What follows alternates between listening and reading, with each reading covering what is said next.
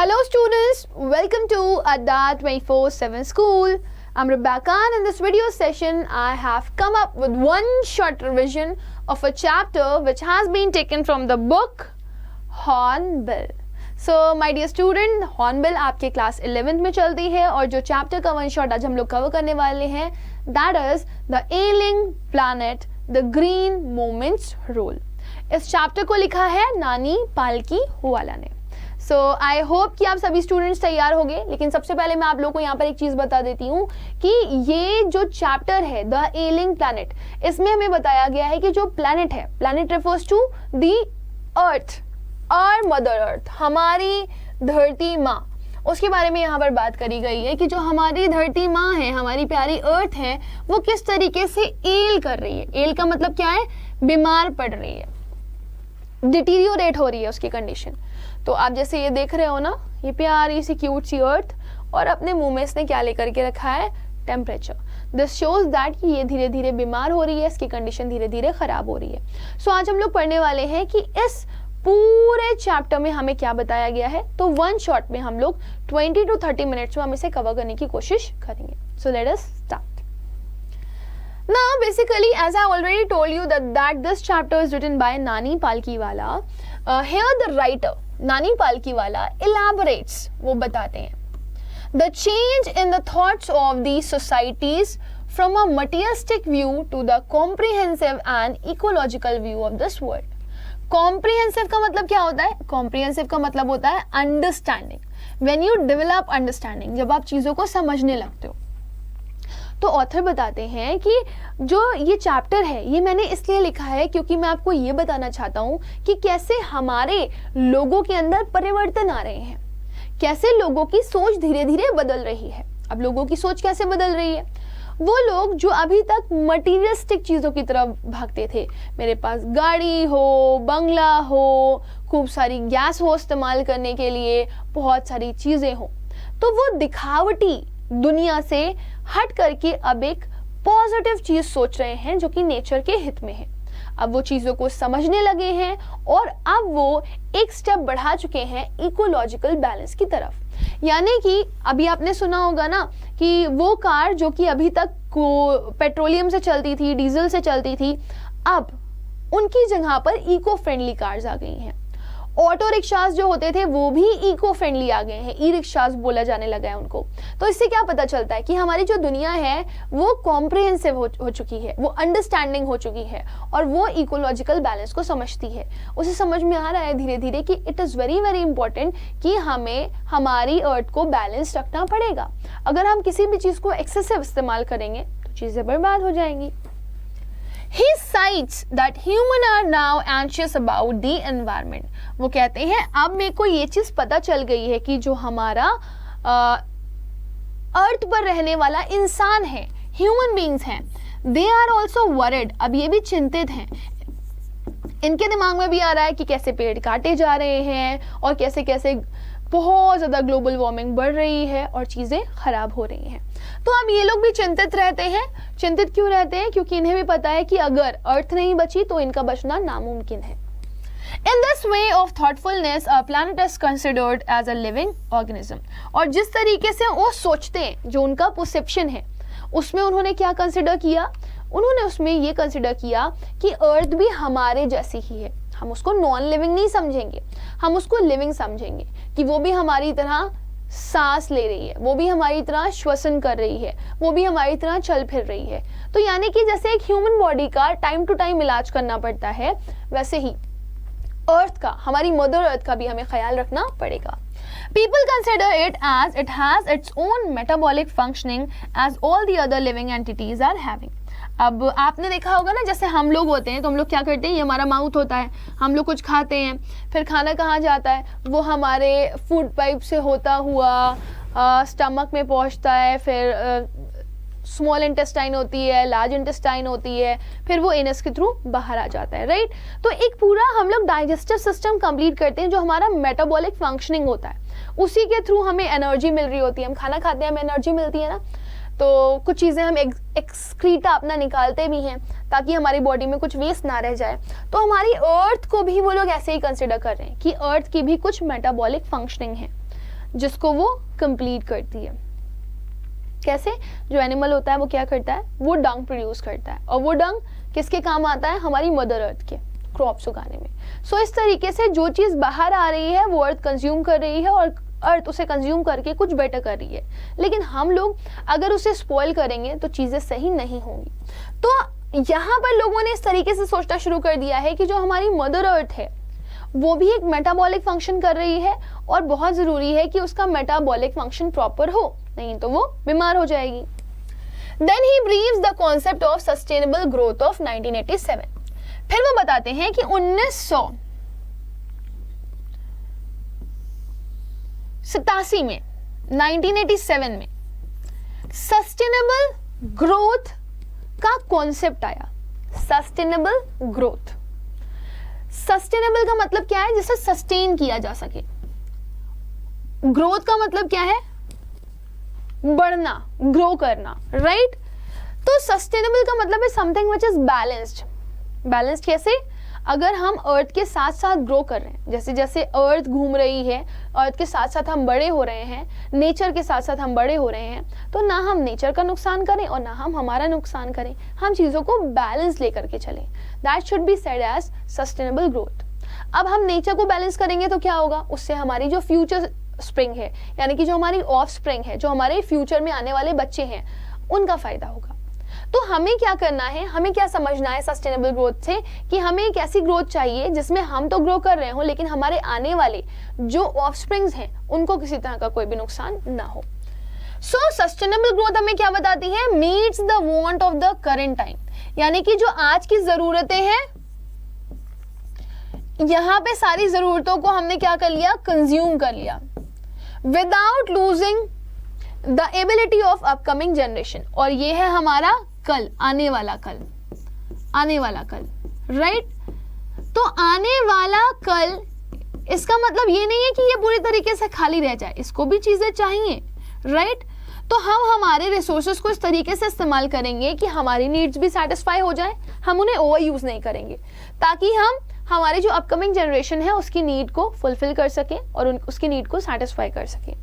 तो sustainable growth जो कि 1987 में आया, उसने ये बताया कि एक्चुअली में हमें करना क्या है, हमें हमारे जो ग्रोथ स्टेट है उसको इस तरीके से लेकर के जाना पड़ेगा कि ना हमारे आज में परेशानी आए और ना ही हमारे कल में परेशानी आए। ना we must use the natural resources in such a way that we fulfill our needs as well as save these resources for the upcoming generation। तो हमें क्या करना चाहिए, हमें नेचुरल रिसोर्सेज का इस्तेमाल करना चाहिए, लेकिन ओवर यूज नहीं करना चाहिए उनको, और इस तरीके से नेचुरल रिसोर्सेज का इस्तेमाल करना चाहिए कि वो हमारे आने वाली जनरेशन के लिए भी बचा रहे। People consider themselves as a partner and not as a member of this planet। लोगों को ये नहीं सोचना चाहिए कि वो इस अर्थ के मेंबर हैं, मतलब हाँ आकर के बस जुड़ गए। उन्हें यह सोचना चाहिए कि वो इसके पार्टनर हैं। क्राइम करेंगे तो साथ में करेंगे, और अच्छे काम करेंगे तो साथ में करेंगे, मतलब गुड डीड और बैड डीड सब कुछ साथ में हो रहा है। यानी कि अगर हम कुछ अच्छा करेंगे तो हमारी अर्थ के साथ अच्छा होगा, और अगर हम कुछ बुरा करेंगे तो हमारी अर्थ के साथ बुरा होगा। अपने आप को एक मेंबर की तरह ट्रीट नहीं करना चाहिए कि बस हाँ हम एक ग्रुप का पार्ट है और हम खड़े हो गए हैं, राइट। सो जब हम अर्थ को ये सोचेंगे कि वो हमारी पार्टनर है तो हम उसे अपने साथ साथ लेकर के चलेंगे। कौन इंसान नहीं सोचता कि उसका भला हो, तो जब इंसान अपना भला करेगा तो अर्थ का भला अपने आप ही हो जाएगा, right. In reality, we are partners with millions of creatures of this entire planet। और बेसिकली अगर हम अर्थ को अपना पार्टनर समझ रहे हैं तो हमारे ऑथर कहते हैं कि सिर्फ अर्थ ही नहीं, अर्थ पे रहने वाले पता नहीं कितने सारे क्रिएचर हैं, कीड़े मकोड़े, ऑक्टोपस, राइट, और आपका लायन, टाइगर, जेब्रा और तरह तरह की प्रजातियां जो भी इस अर्थ पे एग्जिस्ट करती हैं, उन सब के साथ हमें दोस्ती करनी है, उन सबको हमें अपना पार्टनर बनाना है। कैसे हम अपना पार्टनर बनाएंगे, कर भला तो हो भला। तो आपको भला करना है इस अर्थ के साथ ताकि सबका भला हो सके और आपका भी भला हो सके। The global economic prospect, a book, now this is a book, the global economic prospect. इसने क्या पॉइंट आउट किया, that the planet's major biological system are 4। जो हमारी अर्थ है उस पे 4 मेन सिस्टम है जो वर्क करते हैं, बायोलॉजिकल सिस्टम जिन्हें कहा जाता है, फिशरीज, फॉरेस्ट, क्रॉपलैंड और ग्रासलैंड, ये 4 चीजों पर हमारी अर्थ काम करती है। ये 4 मेजर चीजें हैं जिनसे सब कुछ बनता है। These actually comprises of all the raw materials of industries at present. अब आप जो भी चीजें गिनी चुनी ले लो, चाहे खाना हो आपका, चाहे कपड़ा हो आपका, चाहे घर हो आपका, कोई भी चीज आप ले लो XYZ, सब कुछ इन्हीं 4 पे डिपेंड करती है। Very important, fisheries, forest, croplands and grasslands. और अगर ये मेजर रिसोर्सेज को हम लोग हर्ट करते हैं, इनको हम नुकसान पहुंचाते हैं, तो हमारा नुकसान अल्टीमेटली हर चीज में ही होना है। तो हमें मेजर कंसर्न जो शो करनी है वो फिशरीज, फॉरेस्ट, क्रॉपलैंड्स और ग्रासलैंड के ऊपर ही करनी है। And non-sustainable utilization of these resources is occurring. अब फिर ऑथर कहते हैं कि देखो, हमें क्या बोला गया है कि हमें सस्टेनेबल ग्रोथ के बारे में सोचना है, but actually we are not doing so. हम लोग सस्टेनेबल ग्रोथ के बारे में नहीं सोच रहे, हम लोग तो गलत तरीके से यूज कर रहे हैं हमारे रिसोर्सेज का, ओवर यूज कर रहे हैं, उन्हें एक्सट्रीम वे में यूज कर रहे हैं, तो वो गलत है। And then the writer is concern about the deforestation. और फिर वो कहते हैं देखो कैसे गलत है, लोग क्या कर रहे हैं, लोग पेड़ काट रहे हैं, पेड़ काट काट करके अपने घर बना रहे हैं, अपने घर का फर्नीचर बना रहे हैं एंड बहुत सारे काम कर रहे हैं। सो वो कहते हैं कि ओह देखो क्या कर रहे हैं, हम ह्यूमन बींग्स नुकसान पहुंचा रहे हैं हमारी अर्थ को। The dung which we should use as a natural fertilizers, we are wasting it to produce fuel. अब जो काऊ का डंग होता है, जिसे गोबर बोलते हो आप, जिसका इस्तेमाल किस चीज में होना चाहिए, खाद के तौर पर होना चाहिए। खाद के तौर पर मतलब प्लांट्स में खाद डाली जाएगी तो उससे क्या होगा, प्लांट्स ग्रो करेंगे, अच्छी तरीके से ग्रो करेंगे, right.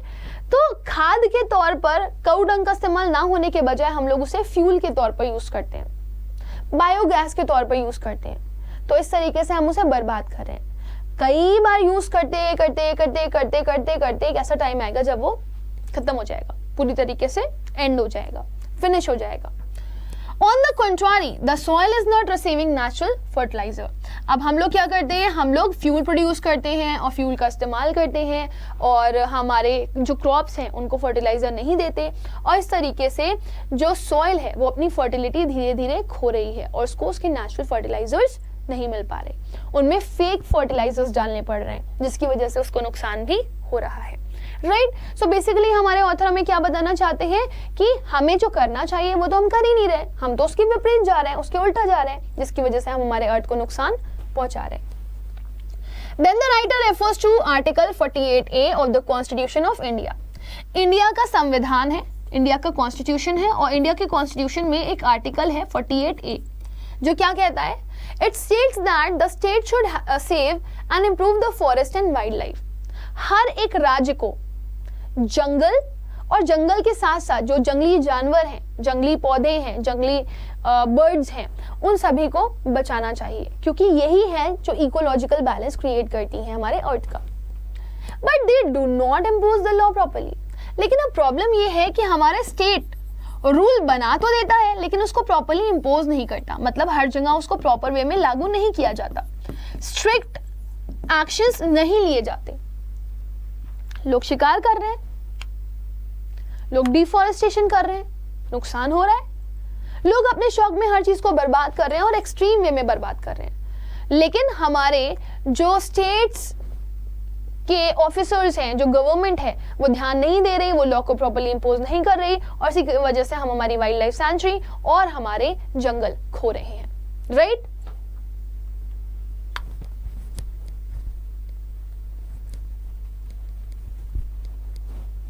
Now, then the writer refers to a parliamentary committee report that says the forest part is declining at the frequency of 3.7 million acres every single year. फिर ऑथर एक और point highlight करते हैं, कहते हैं देखो इतनी बुरी स्थिति होती जा रही है, हमारी जो अर्थ है वो कितनी तेजी से डिटीरियोरेट कर रही है। कहते हैं कि पार्लियामेंट्री कमेटी ने एक रिपोर्ट तैयार करी थी और उस रिपोर्ट में उसने ये कहा था कि हर एक साल हम लोग लगभग 3.7 मिलियन एकर्स, सोच सकते हो 3.7 मिलियन एकर्स जमीन तबाह कर देते हैं, जंगल तबाह कर देते हैं, जंगल बर्बाद कर देते हैं। तो जंगल क्या हो रहे हैं, खत्म हो रहे हैं। लोग जंगल काट काट कर अपना घर बना रहे हैं, और जंगल काटने के बाद वो क्या करते हैं, वो लकड़ी का इस्तेमाल करते हैं घर के फर्नीचर के लिए। So they are doing bad things. The United Nations cautions that the environment has deteriorated so badly that it is critical in many of the 88 countries examined. और फिर हमारे ऑथर ये भी बताते हैं कि इवन यूनाइटेड नेशंस ने तो बहुत ही चिंता जताई है. क्यों? क्योंकि हमारा जो एनवायरनमेंट है, हमारा जो आसपास का एरिया है, वो क्या हो गया है, बहुत ही बुरी कंडीशन पे आ चुका है. और जब हम लोग ऊपर से चीज़ों को एग्जामिन करते हैं ना, तो हमें पता चलता है लगभग 88 ऐसी कंट्रीज हैं जहां पर बहुत बुरी हालत हो रखी है हमारे वातावरण की, हमारे एटमॉस्फेयर की. तो कितनी बुरी तरीके से चीज़ों को बर्बाद किया जा रहा है, कितनी बुरी तरीके से चीज़ों को नुकसान पहुंचाया जा रहा है, हम लोग सोच भी नहीं रहे. लेकिन जब हम लोग इसके ऊपर रिसर्च करते हैं तब हमें पता चलता है ओह, इतनी भारी मात्रा में, इतनी सारी कंट्रीज में ये सारी चीज़ें हो रही हैं और हमें पता भी नहीं है. The population is rising at a very high rate. Development and growth are the two major processes to people's problem. अब फिर कहते हैं इसके पीछे सबसे बड़ा जो प्रॉब्लम है वो है ओवर पॉपुलेशन, बढ़ती जनसंख्या. जनसंख्या बढ़ रही है. अब आप समझना, हमारे पास खाने के लिए 3 रोटी हैं, लेकिन रहने वाले घर में हमारे 8 लोग हैं. अब आप ये बताओ, 8 लोगों में 3 रोटी बांटी जानी है और इन 8 लोगों की भूख है 1 रोटी की. तो अगर आप इन 8 लोगों में ये 3 रोटियां बांटोगे तो सबकी भूख तो पूरी नहीं हो पाएगी. तो कोई ना कोई किसी ना किसी तरीके से अपनी ग्रोथ को हिंडर करेगा. कोई माल न्यूट्रिशन का शिकार होगा, किसी को कुछ प्रॉब्लम होगी, किसी को कुछ प्रॉब्लम होगी, राइट. सो डेवलपमेंट और ग्रोथ कहीं ना कहीं हिंडर करेगी अगर लोगों को प्रॉपरली चीजें नहीं मिल पाई तो. ओवर पॉपुलेशन की वजह से ही ज्यादा से ज्यादा जंगल काटने पड़ रहे हैं, फिशरीज बर्बाद करनी पड़ रही हैं और लोग शिकार कर रहे हैं. क्यों? ताकि उन्हें ज्यादा से ज्यादा चीजें मिल जाएं. तो जैसे जैसे ओवर पॉपुलेशन बढ़ रही है, जैसे जैसे पॉपुलेशन बढ़ रही है, वैसे वैसे चीजों को नुकसान पहुंच रहा है. सबसे ज्यादा जरूरी क्या है कि हम पॉपुलेशन को कंट्रोल करें. With such a population development is difficult task to do. तो अगर हम सोचें कि इतनी बड़ी पॉपुलेशन के साथ हम लोग बहुत अच्छे से चीजें कर लें, डेवलपमेंट हो जाए, not possible. We need a proper family planning to control over population. बहुत जरूरत है इस चीज की कि लोग अपनी फैमिली प्लानिंग करके चलें. एक इंसान के घर में अगर वो सोच रहा है कि वो बच्चे बर्थ करे तो 2 से ज्यादा नहीं होने चाहिए. तो ये बहुत जरूरी है कि पॉपुलेशन को हम कंट्रोल करें. It is necessary to control population on the earth. Not only at your house, we need to control the population over all the earth. बहुत सारे लोग हैं जिनके 8-8, 10-10, 12-12 बच्चे होते हैं. So they should control their population. At this point, once more, he repeats the positive change in view of the people regarding ecology. फिर author कहते हैं देखो ये सारे मेजर कंसर्न्स तो हैं जो मैंने जता दिए, लेकिन फिर वो पॉजिटिव बात भी बताते हैं कि अब लोग थोड़े से अवेयर हो गए हैं, पीपल रिस्पेक्ट करते हैं इकोलॉजी को. Industries must also take responsibility for a better ecosystem. फिर ऑथर कहते हैं कि जो इंडस्ट्रीज हैं उनको भी एक अच्छा स्टेप लेना चाहिए, उनको भी रिस्पॉन्सिबिलिटी लेनी चाहिए कि वो इकोसिस्टम को बैलेंस कर सकें. सो वो कहते हैं कहीं ना कहीं लोगों के अलावा इंडस्ट्रीज का भी एक मेजर रोल है कि किस तरीके से वो हमारे एनवायरनमेंट को सेव कर सकते हैं. सो बेसिकली जब आपने ये चैप्टर पढ़ा तो आपको इस चैप्टर की समरी पढ़ करके क्या समझ में आया कि ये चैप्टर हमें बता रहा है कि हमारे जो प्लेनेट है, यानी कि हमारी जो अर्थ है, उसकी हालत कैसी हो गई है. वो एक क्रूशियल, एक क्रिटिकल, एक गंभीर स्थिति में है. And how we could do our best to preserve it. और हम क्या कर सकते हैं, क्या बहुत बेहतर कर सकते हैं जिससे हम हमारी अर्थ को बचा सकें. So my dear student, I hope कि आप लोग को ये चैप्टर अच्छे से समझ में आ गया होगा in one short revision. Now we'll come to the end of the session. Thank you, bye bye and take care. But do not forget, if you are liking the session, do like it and share it. And if you are new here, do not forget to subscribe it also. Bye.